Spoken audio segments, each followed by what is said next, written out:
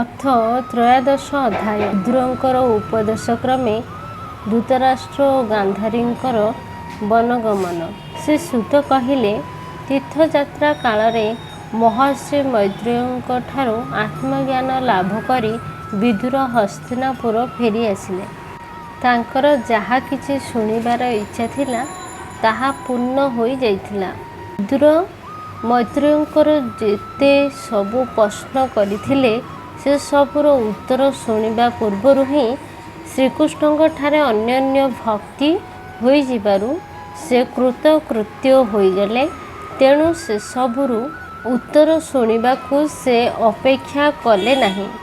ହେ ସୈନିକ, କକେଇ ବିଦୁର ଫେରି ଆସିଲେଣି ଦେଖି ଧର୍ମରାଜ ଯୁଧିଷ୍ଠିର ଓ ତାଙ୍କର ଚାରି ଭାଇ ଧୃତରାଷ୍ଟ୍ର, ଯୁଧୁଷ୍ଠୁ, ସଞ୍ଜୟ, କୃପାଚାର୍ଯ୍ୟ, କୁନ୍ତୀ, ଗାନ୍ଧାରୀ, ଦ୍ରୌପଦୀ, ସୁଭଦ୍ରା, ଉତ୍ତରା, କୃପୀ ତଥା ପାଣ୍ଡବ ପରିବାର ଅନ୍ୟ ସବୁ ନରନାରୀ ଏବଂ ନିଜ ନିଜର ପୁତ୍ରମାନଙ୍କ ସହିତ ଅନ୍ୟାନ୍ୟ ସ୍ତ୍ରୀମାନେ ସମସ୍ତେ ଆନନ୍ଦ ଅନୁଭବ କଲେ। ମୃତ ଶରୀରରେ ପ୍ରାଣ ପଶିଗଲା ପରି ଅନୁଭବ କରି ସେମାନେ ବିଦୁରଙ୍କୁ ପାଛୋଟି ଆଣିବାକୁ ଚାଲି ଆସିଲେ। ଯଥାଯୋଗ୍ୟ ଆଲିଙ୍ଗନ ଓ ପ୍ରଣାମାଦି କରି ସମସ୍ତେ ତାଙ୍କୁ ସାକ୍ଷାତ୍ କଲେ ଏବଂ ବିରହ ଜନିତ ଉତ୍କଣ୍ଠାରେ କାତର ହୋଇଯାଇଥିବାରୁ ତାଙ୍କୁ ଦେଖି ସମସ୍ତଙ୍କର ନେତ୍ରରୁ ପ୍ରେମାଶ୍ରୁ ଝରି ପଡ଼ିଲା। ବଡ଼ ଆଦରର ସହିତ ତାଙ୍କୁ ଆସନରେ ବସାଇ ଯୁଧିଷ୍ଠିର ତାଙ୍କର ଯଥୋଚିତ ସତ୍କାର କଲେ। ବିଦୁର ଭୋଜନ ଓ ବିଶ୍ରାମ କରିସାରି ସୁଖପୂର୍ବକ ବସିଯିବା ବେଳେ ଯୁଧିଷ୍ଠିର ଓ ବିନୟପୂର୍ବକ ନତମସ୍ତକ ହୋଇ ସମସ୍ତଙ୍କ ସମକ୍ଷରେ ତାଙ୍କୁ କହିଲେ। ଯୁଧିଷ୍ଠିର କହିଲେ, କକେଇ ପକ୍ଷୀ ଯେପରି ତାର ଛୁଆକୁ ନିଜ ଡେଣା ତଳେ ଘୋଡ଼େଇ ରଖି ଯତ୍ନର ସହିତ ପାଳନ କରେ, ଆପଣ ସେହିପରି ଅତ୍ୟନ୍ତ ବାତ୍ସଲ୍ୟ ସ୍ନେହରେ ଆମମାନଙ୍କୁ ପାଳି ପୋଷି ବଡ଼ କରିଛନ୍ତି। ବିଷଦାନ ଓ ଲାକ୍ଷାଗୃହ ଦାହ ଆଦି ବିପତ୍ତିରୁ ଆପଣ ଆମକୁ ଓ ଆମ ମାଙ୍କୁ ବାରମ୍ବାର ରକ୍ଷା କରିଛନ୍ତି। ଆପଣ କ'ଣ କେବେ କେବେ ଆମମାନଙ୍କୁ ମନେ ପକାନ୍ତି? ଆପଣ ପୃଥିବୀର ବିଭିନ୍ନ ସ୍ଥାନ ବୁଲିବା ସମୟରେ କିପରି ଭାବରେ ଜୀବନ ନିର୍ବାହ କରୁଥିଲେ ଓ କେଉଁ କେଉଁ ତୀର୍ଥ ଓ ମୁଖ୍ୟ କ୍ଷେତ୍ର ସେବନ ଦର୍ଶନଦାନି କଲେ ତାହା କୁହନ୍ତୁ। ପ୍ରଭୁ ଆପଣଙ୍କ ପରି ଈଶ୍ୱର ପ୍ରିୟ ଭକ୍ତ ତ ହୋଇଛନ୍ତି ସ୍ୱୟଂ ଏବଂ ଏକତୀର୍ଥା ସ୍ୱରୂପ ଆପଣ ନିଜ ହୃଦୟରେ ବିରାଜିତ ଭଗବାନଙ୍କ ଦ୍ୱାରା ତୀର୍ଥମାନଙ୍କୁ ତୀର୍ଥତ୍ୱ ପ୍ରଦାନ କରିଥାନ୍ତି। ଦାଦା, ତୀର୍ଥଯାତ୍ରା ଭିତରେ ଆପଣ ତ ନିଶ୍ଚୟ ଦ୍ୱାରିକା ଯାଇଥିବେ। ସେଠାରେ ଆମର ସୁଦୂର ଓ ଭାଇବନ୍ଧୁ ଯାଦବମାନେ ସୁଖରେ ଅଛନ୍ତି ତ? ଶ୍ରୀକୃଷ୍ଣ ହିଁ ତ ସେମାନଙ୍କର ଏକମାତ୍ର ଆରାଧ୍ୟ ଦେବତା। ଯଦି ଆପଣ ସେଠାକୁ ଯାଇନଥିବେ ତଥାପି ଅନ୍ୟମାନଙ୍କ ମୁହଁରୁ ତ ସେଠାକାର କଥା ଶୁଣିଥିବେ। ସ୍ୱତଃ ବର୍ଣ୍ଣନା କଲେ ଯୁଧିଷ୍ଠିର। ଏହିପରି ପଚାରିବାରୁ ବିଦୁର ବିଭିନ୍ନ ତୀର୍ଥ ଓ ଯଦୁବଂଶୀମାନଙ୍କ ବିଷୟରେ ଯାହା ଶୁଣିଥିଲେ, ଦେଖିଥିଲେ ଓ ଅନୁଭବ କରିଥିଲେ ତାହା ଗୋଟି ଗୋଟି କରି ବର୍ଣ୍ଣନା କଲେ। କିନ୍ତୁ ଯଦୁବଂଶର ବିନାଶ ବିଷୟରେ କିଛି କହିଲେ ନାହିଁ।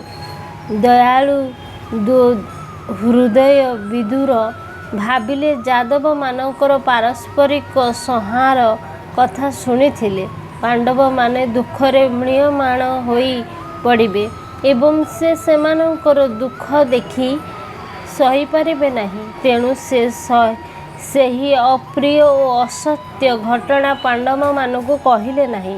ତାଛଡ଼ା ସେ ଜାଣିଥିଲେ ଯେ ସେହି ଘଟଣା କିଛି ଦିନ ଭିତରେ ସ୍ୱତଃ ପ୍ରକାଶିତ ହୋଇଯିବ।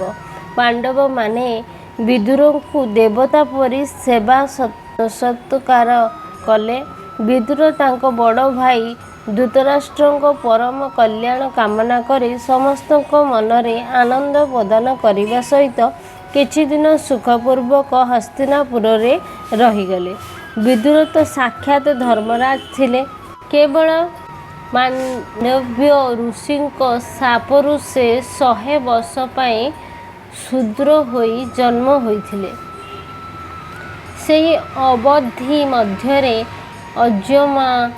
ଯମରାଜ ପଦରେ ରହି ପାପୀମାନଙ୍କୁ ଉପଯୁକ୍ତ ଦଣ୍ଡ ଦେଇଥିଲେ।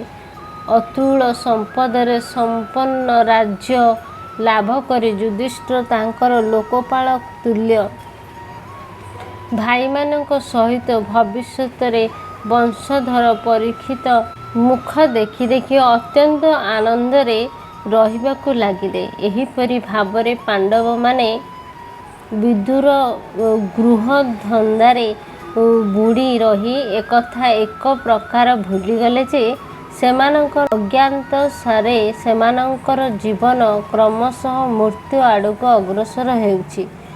ଦେଖୁ ଦେଖୁ ସେମାନଙ୍କ ସମ୍ମୁଖରେ ସେହି ସମୟ ଆସି ପହଞ୍ଚିଗଲା ଯାହାକୁ କି କେହି ବି ଏଡ଼ାଇ ପାରିବେ ନାହିଁ।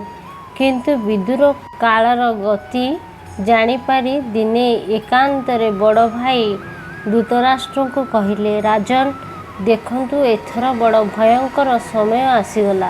ଆପଣ ଶୀଘ୍ର ଏଠାରୁ ଚାଲିଯାଆନ୍ତୁ। ସର୍ବଶକ୍ତିମାନ କାଳ ଆସି ଆମ ସମସ୍ତଙ୍କ ମୁଣ୍ଡ ଉପରେ ଘୂରିବାକୁ ଲାଗିଲାଣି।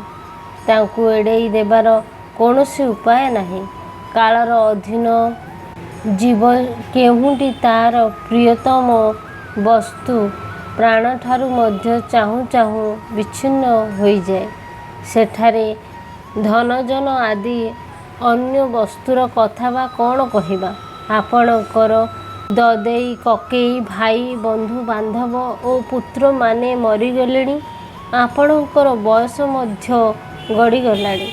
ଶରୀର ବାର୍ଦ୍ଧକ୍ୟର ଶିକାର ହେଲାଣି।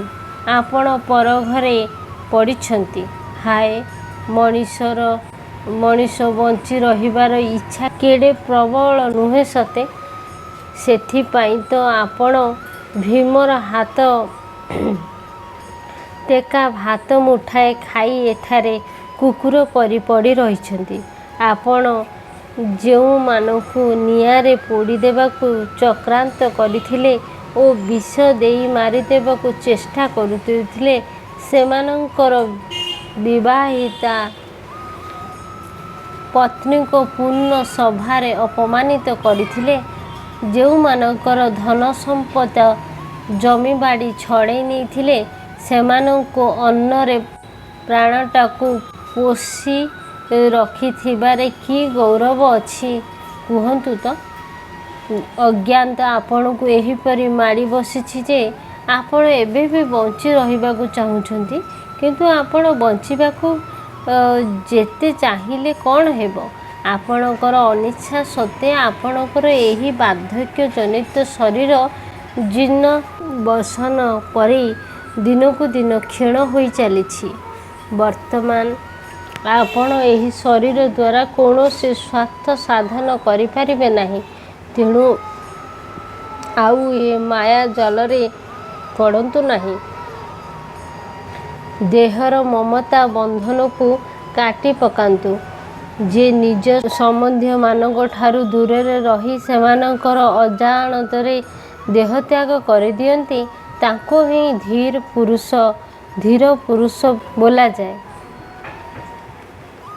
ନିଜେ ବୁଝିପାରି ହେଉ କିମ୍ବା ଅନ୍ୟମାନେ ବୁଝାଇ ଦେବା ପରେ ହେଉ, ଯେ ଏହି ସଂସାର ଦୁଃଖମୟ ବୋଲି ଜାଣି ଏଥିପ୍ରତି ଥିବା ଆସକ୍ତି ପରିତ୍ୟାଗ କରିଦିଅନ୍ତି ଏବଂ ନିଜର ଅନ୍ତଃକରଣକୁ ବଶ କରି ହୃଦୟରେ ଭଗବାନଙ୍କୁ ଧାରଣ କରି ସନ୍ନ୍ୟାସ ସେବା ନିମନ୍ତେ ଘରୁ ବାହାରି ପଡ଼ନ୍ତି, ସେ ହିଁ ଉତ୍ତମ ମନୁଷ୍ୟ। ଏଣିକି ଯେଉଁ ସମୟ ଆସିବ, ତାହା ତ ମନୁଷ୍ୟର ସଦ୍ଗୁଣ କ୍ଷୟ କରିଦେବ। ତେଣୁ ଆପଣ କୁଟୁମ୍ବ ଲୋଭକୁ ନ ଜଣାଇ ଚୁପଚାପ ଉତ୍ତରାଖଣ୍ଡକୁ ଚାଲିଯାଆନ୍ତୁ। ସାନ ଭାଇ ବିଦୁର ରାଜା ଯୁତରାଷ୍ଟ୍ରଙ୍କୁ ଏହିପରି ବୁଝାଇ ଦେଇଥିବାରୁ ତାଙ୍କ ହୃଦୟ ପ୍ରଜ୍ଞା ନେତ୍ର ଖୋଲିଗଲା। ସେ ଆତ୍ମୀୟ ସ୍ୱଜନଙ୍କ ପ୍ରତି ଥିବା ସୁଦୃଢ଼ ମୋହ ବନ୍ଧନ କାଟିଦେଇ ବିଦୁର ଦେଖାଇଥିବା ମାର୍ଗରେ ଯିବାକୁ ବାହାରି ପଡ଼ିଲେ। ଯୁଦ୍ଧ କ୍ଷେତ୍ରରେ ଶତ୍ରୁର ନ୍ୟାୟୋଚିତ ପ୍ରହାର ଯେପରି ବୀର ପୁରୁଷକୁ ସୁଖ ଦିଏ, ହିମାଳୟ ପଥରେ ଯାତ୍ରା ସେହିପରି ସନ୍ନ୍ୟାସୀମାନଙ୍କୁ ସୁଖ ଦେଇଥାଏ। ସୁବଳ ନନ୍ଦିନୀ ପତିବ୍ରତା ଗାନ୍ଧାରୀ ଯେତେବେଳେ ଜାଣିଲେ ଯେ ପତିଦେବ ହିମାଳୟ ପଥରେ ଚାଲି ଯାଉଛନ୍ତି, ସେ ମଧ୍ୟ ତାଙ୍କ ଅନୁଗମନ କଲେ। ତା ପରଦିନ ସକାଳୁ ସକାଳୁ ଅଜାତଶତ୍ରୁ ଯୁଧିଷ୍ଠିର ସନ୍ଧ୍ୟା ବନ୍ଦନା ଓ ହୃଦ୍ର ସାରି ବ୍ରାହ୍ମଣମାନଙ୍କୁ ନମସ୍କାର କଲେ ଏବଂ ସେମାନଙ୍କୁ ତିଳ ଗୋଭୂମି ଓ ସମ୍ପୂର୍ଣ୍ଣ ଦାନ କଲେ। ତାହାପରେ ସେ ଗୁରୁଜନଙ୍କ ଚରଣ ବନ୍ଦନା କରିବାକୁ ରାଜମହଲକୁ ଗଲେ। କିନ୍ତୁ ସେଠାରେ ଯୁତରାଷ୍ଟ୍ର, ବିଦୁର ଓ ଗାନ୍ଧାରୀଙ୍କର ଦର୍ଶନ ପାଇଲେ ନାହିଁ। ଯୁଧିଷ୍ଠିର ଉଦ୍ବିଗ୍ନ ହୋଇ ସେଠାରେ ବସିଥିବା ସଞ୍ଜୟଙ୍କୁ ପଚାରିଲେ। ସଞ୍ଜୟ ମୋହବୃଦ୍ଧ ଓ ଅନ୍ଧ ଦଦେଇ ଯୁତରାଷ୍ଟ୍ର ଗଲେ କୁଆଡ଼େ? ପୁତ୍ର ଶୋକରେ ପୀଡ଼ିତା ଓ ଦୁଃଖିତା ମାତା ଗାନ୍ଧାରୀ ତଥା ମୋର ପରମ ହିତୈଷୀ କକେଇ ବିଦୁର ଗଲେ କୁଆଡ଼େ? ପୁଅମାନେ ଓ ବନ୍ଧୁବାନ୍ଧବମାନେ ମରିଯିବାରୁ ଦଦୈତ ଅତ୍ୟନ୍ତ ଦୁଃଖିତ ଥିଲେ। ମୁଁ ବଡ଼ ମନ୍ଦବୁଦ୍ଧି, କାଳେ ମୋ ପକ୍ଷରୁ କିଛି ଅପରାଧ ହେବ ବୋଲି ଆଶଙ୍କା କରି ସେ ମାତା ଗାନ୍ଧାରୀଙ୍କ ସହିତ ଗଙ୍ଗାକୁ ଡେଇଁ ପଡ଼ିଲେ ନାହିଁ ତ? ଆମ ବାପା ପାଣ୍ଡୁଙ୍କ ମୃତ୍ୟୁ ବେଳକୁ ଆମେମାନେ ଛୋଟ ଛୁଆ ହେଉଥିଲୁ। ସେତେବେଳେ ଏହି ଦଦେଇ ଓ କକେଇ ଆମକୁ କେତେ କେତେ ବିପଦରୁ ବଞ୍ଚାଇଥିଲେ। ସେମାନେ ଆମକୁ ବଡ଼ ସ୍ନେହ କରିଥିଲେ। ହାୟ, ସେମାନେ ଏଠାରୁ ଗଲେ କୁଆଡ଼େ? ଶ୍ରୀସୁତ କହିଲେ, ନିଜ ପ୍ରଭୁ ଯୁତରାଷ୍ଟ୍ରଙ୍କୁ ଦେଖିବାକୁ ନ ପାଇ ସଞ୍ଜୟ ମଧ୍ୟ ଅତ୍ୟନ୍ତ ବିରଳ ତଥା ବିରହର ଆତୁର ହୋଇଥାନ୍ତି। ସେ ଯୁଧିଷ୍ଠିରଙ୍କଠାରୁ ହଠାତ୍ କିଛି ଉତ୍ତର ଦେଇପାରିଲେ ନାହିଁ। ତଥାପି ସେ ଧୀରେ ଧୀରେ ବୁଦ୍ଧି ଦ୍ୱାରା ଚିତ୍ତକୁ ସ୍ଥିର କରି ନିଜ ହାତରେ ଆଖି ଲୁହ ପୋଛି ଏବଂ ଆପଣା ସ୍ୱାମୀ ଯୁତରାଷ୍ଟ୍ର ଚରଣ ସ୍ମରଣ କରି ଯୁଧିଷ୍ଠିରଙ୍କୁ କହିଲେ। ସଞ୍ଜୟ କହିଲେ, ହେ କୁଳନନ୍ଦନ, ଆପଣଙ୍କର ଦଦେଇ, କକେଇ ଓ ମାତା ଗାନ୍ଧାରୀ କ'ଣ ସଂକଳ୍ପ କରି କୁଆଡ଼େ ଯେ ଚାଲିଗଲେ ମୁଁ ତାହା ଜାଣିନାହିଁ। କିନ୍ତୁ ହେ ମହାବାହୁ, ଆଜି ମୁଁ ସେମାନଙ୍କଠାରୁ ବଞ୍ଚିତ ହୋଇଗଲି। ଶ୍ରୀସୁତ କହିଲେ, ଏହି ଭିତରେ ଦେବର୍ଷି ନାରଦ ଗନ୍ଧର୍ବ ଚୁମ୍ବକରୁ ସହିତ ଆସି ହସ୍ତିନାପୁରରେ ପହଞ୍ଚିଗଲେ। ସାନ ଭାଇମାନଙ୍କ ସମେତ ମହାରାଜ ଯୁଧିଷ୍ଠିର ଉଠିଯାଇ ସେମାନଙ୍କୁ ସମ୍ବର୍ଦ୍ଧନା ଜଣାଇଲେ। ସେମାନଙ୍କୁ ପ୍ରଣାମ କରିବା ପରେ ଯୁଧିଷ୍ଠିର ନାରଦଙ୍କୁ କହିଲେ। ଯୁଧିଷ୍ଠିର କହିଲେ, ଭଗବାନ, ମୁଁ କାହିଁ ମୋର ଦୁଇ ପିତୃବ୍ୟଙ୍କୁ ଦେଖିବାକୁ ପାଉନାହିଁ? ସେହି ଦୁଇଜଣ ପିତୃବ୍ୟ ଓ ପୁତ୍ର ଶୋକାକୁଳା ତପସ୍ୱିନୀ ମାତା ଗାନ୍ଧାରୀ କୁଆଡ଼େ ଯେ ଚାଲିଗଲେ ମୁଁ ଜାଣିପାରୁନି। ଭଗବାନ, ଅପାର ସମୁଦ୍ରରେ କର୍ଣ୍ଣଧାର ପରି ବର୍ତ୍ତମାନ ଆପଣ ହିଁ ଆମର ପଥ ପ୍ରଦର୍ଶକ। ଏହା ଶୁଣି ଭଗବାନମୟ ଦେବର୍ଷି ନାରଦ କହିଲେ, ହେ ଧର୍ମରାଜ, ଆପଣ କାହାରି ପାଇଁ ଶୋକ କରନ୍ତୁ ନାହିଁ। କାରଣ ସମଗ୍ର ସଂସାର ହେଉଛି ଈଶ୍ୱରଙ୍କର ନିୟନ୍ତ୍ରଣର ଅଧୀନ। ସମସ୍ତ ଲୋକ ଓ ଲୋକପାଳ ବାଧ୍ୟ ହୋଇ ଈଶ୍ୱରଙ୍କର ଆଜ୍ଞା ପାଳନ କରୁଛନ୍ତି। ସେ ହିଁ ଏକ ପ୍ରାଣୀଙ୍କୁ ଅନ୍ୟ ପ୍ରାଣୀ ସହିତ ମିଳିତ କରାଉଛନ୍ତି ଏବଂ ସେ ହିଁ ଏକକୁ ଅନ୍ୟଠାରୁ ବିଚ୍ଛିନ୍ନ କରାଉଛନ୍ତି। ବଳଦ ଯେପରି ଦଉଡ଼ି ଦ୍ୱାରା ଜୁଆଳିରେ ବନ୍ଧା ହୋଇଯାଏ ଏବଂ ନାକ ପୋଡ଼ାରେ ପଶିଥିବା ସରୁ ରଶିରେ ବାନ୍ଧି ହୋଇ ମାଲିକଙ୍କ ଭାର ବୋହି ଚାଲେ, ମନୁଷ୍ୟ ବି ସେହିପରି ବର୍ଣ୍ଣାଶ୍ରମାଦି ଅନେକ ପ୍ରକାର ନାମ ଧରିଥିବା ବେଦ ରୂପକ ଦଉଡ଼ିରେ ବାନ୍ଧି ହୋଇ ଈଶ୍ୱରଙ୍କ ଆଜ୍ଞା ପାଳନ କରିବାକୁ ବାଧ୍ୟ ହୁଏ। ସଂସାରରେ ଖେଳାଳିର ଇଚ୍ଛାରେ ହିଁ ଖେଳନାର ସଂଯୋଗ ବିୟୋଗ ଘଟିଥାଏ। ସେହିପରି ଭଗବାନଙ୍କ ଇଚ୍ଛାରେ ହିଁ ମନୁଷ୍ୟମାନଙ୍କର ମିଳନ ବିଚ୍ଛେଦ ଘଟିଥାଏ। ଶୁଦ୍ଧ ବ୍ରହ୍ମ ହେଉଛି ନିରଞ୍ଜନ, ନିତ୍ୟ, ଶାଶ୍ୱତ ଓ ସତ୍ୟ। ବ୍ରହ୍ମରେ ଧ୍ରୁବ ଓ ଅଧ୍ରୁବ ବୋଲି କିଛି ନାହିଁ। ଜୀବ ପରମାତ୍ମାଙ୍କର ଅଂଶ ହୋଇଥିବାରୁ ତାର ବିନାଶ ନାହିଁ। ତେଣୁ ଆପଣ ବର୍ତ୍ତମାନ ଯେଉଁ ଶୋକ କରୁଛନ୍ତି, ଏହା କେବଳ ଆପଣଙ୍କର ମୋହଜନିତ ସ୍ନେହ ଛଡ଼ା ଅନ୍ୟ କିଛି ନୁହେଁ। ତେଣୁ ହେ ଧର୍ମରାଜ, ଦୀନହୀନ, ଦଦେଇ ଓ ପେଠେଇ ଅତି ଅସହାୟ, ମୋ ବିନା ସେମାନେ କିପରି ଚଳିବେ ବୋଲି ଭାବି ଆପଣ ଯେଉଁ ବିକଳ ହେଉଛନ୍ତି, ସେହି ଅଜ୍ଞାନଜନିତ ବ୍ୟସ୍ତତା ଓ ବ୍ୟାକୁଳତା ଛାଡ଼ି ଦିଅନ୍ତୁ। ଦେଖନ୍ତୁ, ଏ ପାଞ୍ଚ ଭୌତିକ ଶରୀରଟା କାଳ, କର୍ମ ଓ ଗୁଣମାନଙ୍କର ଅଧୀନ। ଏହି ଶରୀର ତ ନିଜେ କାଳ ରୂପୀ ଅଜଗର ମୁହଁରେ ପଡ଼ିଛି।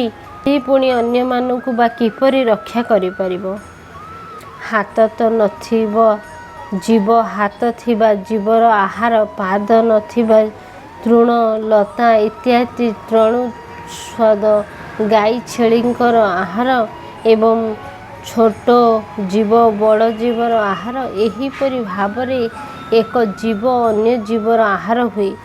ଏହି ସକଳ ଜୀବଙ୍କ ବାହାରେ ଭିତରେ କେଉଁ ସକଳ ଆତ୍ମାର ଏକ ସ୍ୱୟଂ ପ୍ରକାଶ ଭଗବାନ ହିଁ ବିଦ୍ୟମାନ ଏବଂ ଯେ ନିଜ ମାୟା ଦ୍ୱାରା ଅନେକ ପ୍ରକାରର ପ୍ରକଟିତ ହେଉଛନ୍ତି। ଆପଣ ସମସ୍ତଙ୍କଠାରେ କେବଳ ତାଙ୍କୁ ହିଁ ଦେଖନ୍ତୁ। ହେ ରାଜନ୍, ସକଳ ପ୍ରାଣୀଙ୍କୁ ଜୀବନ ଦାନ କରୁଥିବା ସେହି ଭଗବାନ ବର୍ତ୍ତମାନ ପୃଥିବୀର ଦେବଦ୍ରୋହୀମାନଙ୍କୁ ନାଶ କରିବା ନିମନ୍ତେ କାଳ ରୂପରେ ଅବତୀର୍ଣ୍ଣ ହୋଇଛନ୍ତି।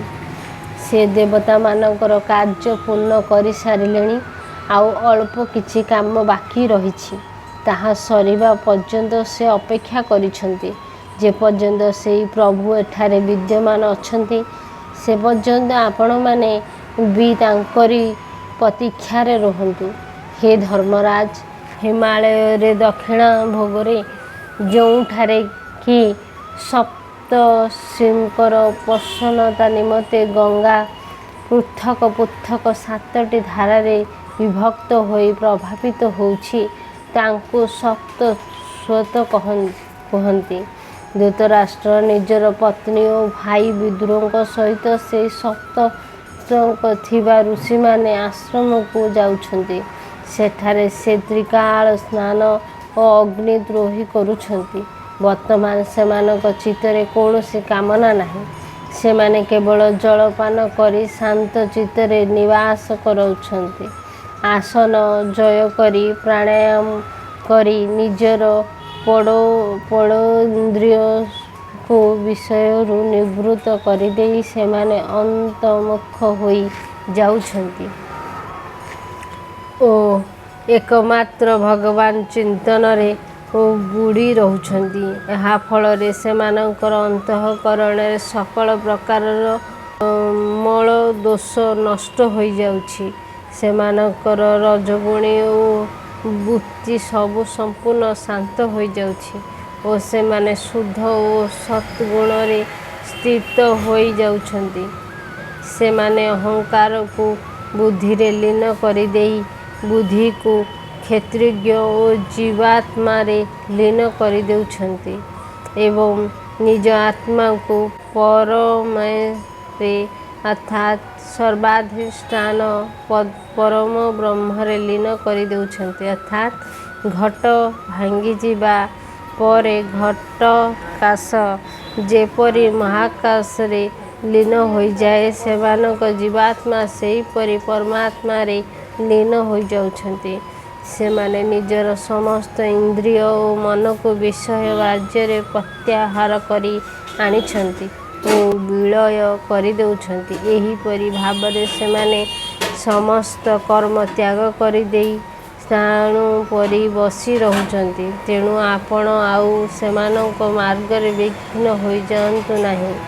ହେ ଧର୍ମରାଜ, ଆଜିଠାରୁ ପଞ୍ଚମ ଦିବସରେ ଧୃତରାଷ୍ଟ୍ର ଦେହତ୍ୟାଗ କରିଦେବେ ଓ ତାଙ୍କ ଦେହ ଅଗ୍ନିରେ ଜଳି ଭସ୍ମ ହୋଇଯିବ।